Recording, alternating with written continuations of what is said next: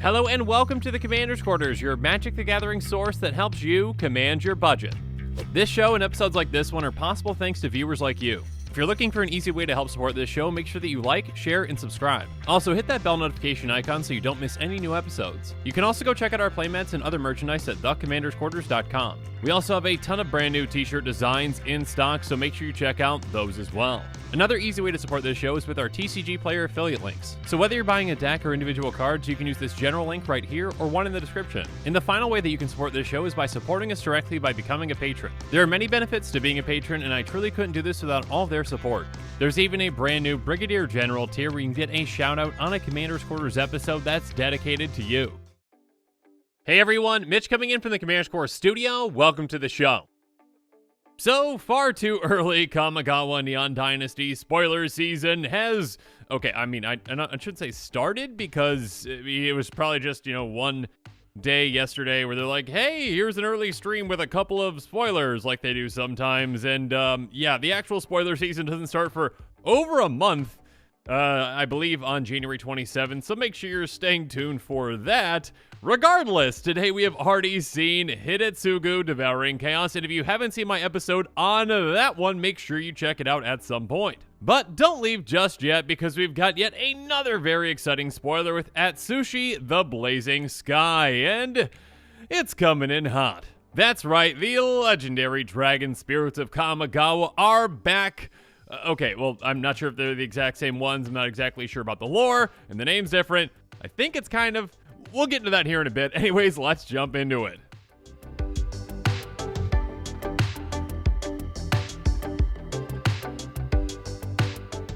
So Atsushi the Blazing Sky is a 4/4 dragon spirit with flying and trample that costs 2 red. It also has, when it dies, choose 1. Exile the top 2 cards of your library. Until the end of your next turn, you may play those cards, or create 3 treasure tokens. So this is most definitely a callback to those old dragon spirits of Kamigawa with the death trigger, though this death trigger actually gives you an option, and apparently all the other, from this cycle, all the other new dragons are also going to give you an option as well. At least that's what I believe I heard from the stream yesterday. Anyways, let's examine this one. A 4/4 with flying and trample for 4 mana. Yeah, in limited and standard, that's going to be fantastic. In commander, it's like, hey, sure, that's not all that bad. I mean, great, but the death trigger is quite fantastic, giving you the option of either temporary card advantage with that impulse draw 2, or being able to get 3 treasure tokens for some, temporary ramp is huge. I mean, you essentially are getting back a lot of the mana that you're putting into this, and there are some ways to use and abuse that to actually get back even more than you put into this. So I can definitely see this being a solid dragon in a lot of dragon tribal decks, and I can also see it being a commander on its own that people are excited to play. Focusing on that death trigger and finding the best ways to use and abuse it can lead to a really exciting build. And really quick again, let's take a quick trip down memory lane to the old Kamigawa. Because in that old Kamigawa block, we saw 5 legendary dragon spirits, in that cycle, with Yosai, Kaiga, Jugen, Ryusai, and Kakusho. And obviously, some of these you might be more familiar with because they're more, impactful in a game like Commander, like Kakusho. That thing can hit really hard with that death trigger, versus, Jugen, the Rising Star, which is basically no play. Now again, storyline-wise, I'm not exactly sure how, Atsushi comes into things. Is it like a reincarnated version of like Ryusai, or how in the world does that work? I've got no idea. So are these kind of like new versions of these old dragons, or just new characters in themselves? Someone, please, if you know more about this story than I do, please let me know in the comments below. Regardless, yeah, this new red dragon spirit is probably going to have a more impactful death trigger than, the old red dragon spirit for Ryusai, which has, when it dies, it deals 5 damage each creature without flying. Yes, that is impactful, but there are probably more ways to use and abuse this death trigger and get a lot of treasure tokens. Or, card advantage when you need it as well. But now let's move on and talk about some ways that we can really do that, and let's go through some exciting cards that'll work well with this. And the first thing that came to my mind were cards like Molten Echoes, Flame Shadow Conjuring, and Mirror March. Molten Echo says, when enters the battlefield, choose a creature type. Whenever a non-token creature of the chosen type enters the battlefield under control, create a token that's a copy of that creature. That token gains haste, exile at the beginning of the next end step. So obviously in this scenario, we'd choose either Dragon or Spirit, and then whenever Atsushi comes into play, we get a copy of it, and because of the legend rule, we're sacrificing, most likely the copy, and we get that death trigger, just for it coming into play. So again, that's either, Impulse Draw 2, or more likely we're going to be choosing a lot of the time, create 3 treasures.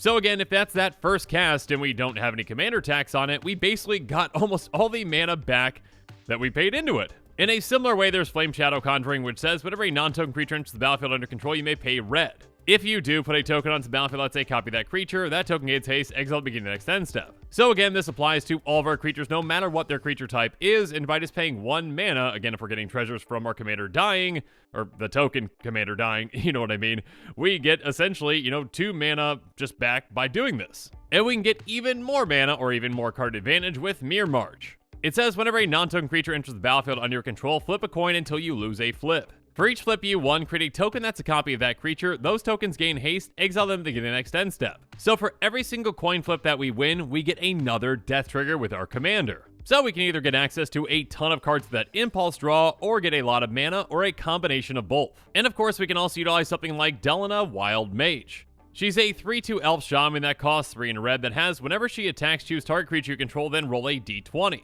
If we roll a 1/14, we create a tapped and attacking token that's a copy of that creature, except it's not legendary and it has exile this creature at the end of combat. And if we roll a 15 to a 20, we create one of those tokens and roll again. Now, keep in mind again, this makes it so that the token is not legendary, so it won't be sacrificed to the legend rule. But with this style of a deck that actually wants its commander to die, you're probably gonna have some sacrifice outlets in it. So yeah, if you're utilizing those types of cards, you can really make the most out of this card as well. So make some tokens, get some damage in combat, and then sacrifice them before the end of combat. And of course, we can really take advantage of cards like Serenic Resonator and Lithiform Engine. Serenic Resonator has pay 2 and tap, copy target triggered ability you control. You may choose new targets for the copy. So yeah, just paying 2 mana to copy the death trigger can be huge. By paying 2 mana into this, again, we're basically generating 3 mana with those treasures, if we choose the treasure option, obviously. And with our commander dying, making us 6 treasures, that's really incredible. And of course, Lithiform Engine can basically do the exact same thing with that first ability, pay 2, tap, copy target activated or triggered ability you control. You may choose new targets for the copy.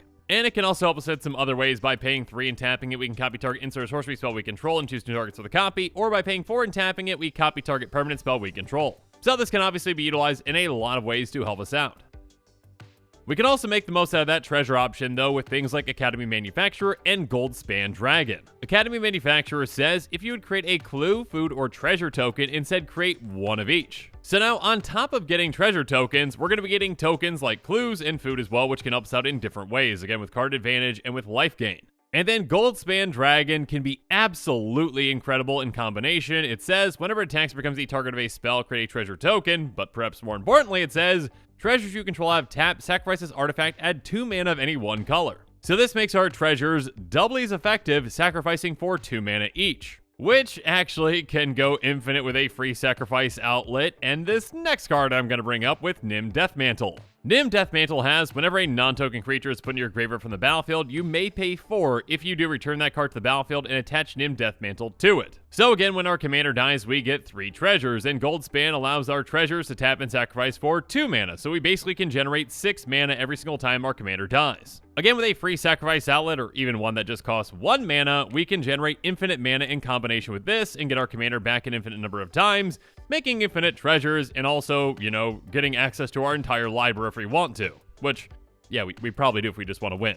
Obviously, it's a very specific combination, but it's something to consider. And another card that actually Eddie pointed out, and a big thank you to Eddie for that, is Lifeline. Lifeline is a very old card, so I'm going to read its Oracle text. It says, whenever a creature dies, if another creature is on the battlefield, return the first card to the battlefield under its owner's control at the beginning of the next end step. So this one can't really go infinite because it comes back at the next end step, but still, that's a ton of value. If you have a free sacrifice outlet and you've got another creature in play, or if there's just another creature on the board, well, you're going to be getting a lot of value out of your commander, making a ton of treasures or getting access to a lot of cards. Or again, like I keep saying, both.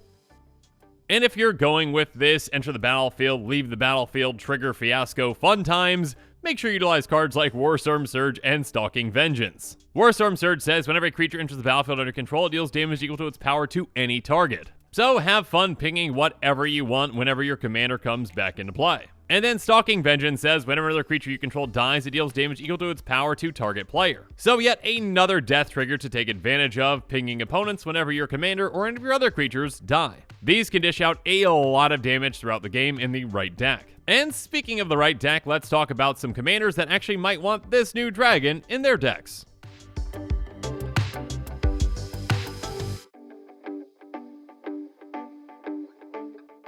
And of course, the first one that came to my mind was the Dragon Tribal Commander, the Dragon. It's a 10/10 dragon avatar that has Eminence, so as long as it's in your command zone or on the battlefield, other dragon spells you cast cost 1 less to cast. That means that Atsushi is now just 3 mana, and yeah, again, when it dies, you get its mana back. Again, I keep saying this, but if you want that option. Next up, of course, since it's a mono-red dragon, it can also fit into a mono-red dragon tribal deck like Lathliss. Lathliss says whenever another non-token dragon enters the battlefield under your control, create a 5/5 red dragon creature token with flying.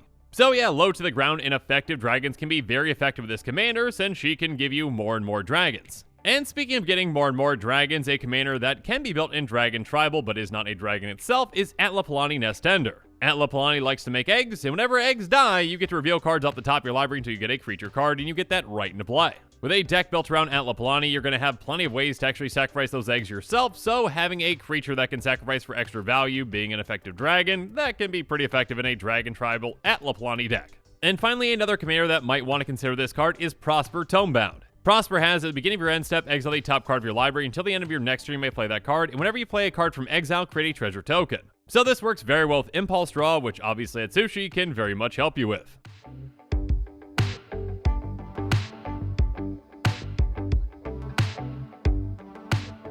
But now it's time for me to wrap things up and give you my final thoughts on Atsushi the Blazing Sky. I'm really excited for the direction that they're taking these new dragon spirits, being lowered to the ground and giving you an option on a death trigger. Again, there's a lot of exciting and very powerful things that you can do with a commander like this, and it's definitely going to see play in a lot of decks out there, especially Dragon Tribal decks, which, yeah, really will want to take advantage of this low to the ground dragon that is effective on death. But again, I am excited to see the rest of the dragon spirits from this set, and yeah, we might not see them for quite some time because, like I said earlier, and like I've said in a couple episodes now, the spoiler season for Kamigawa Neon Dynasty actually doesn't start officially until the 27th of January, I believe, so that is, at this point of this recording, more than 1 month away. Regardless, make sure that you stay tuned to this channel for more exciting spoilers to come, and yeah, you never know, we might have some in between now and then anyways, but yeah, if you can't tell, I'm really excited for this set, and I hope you are as well.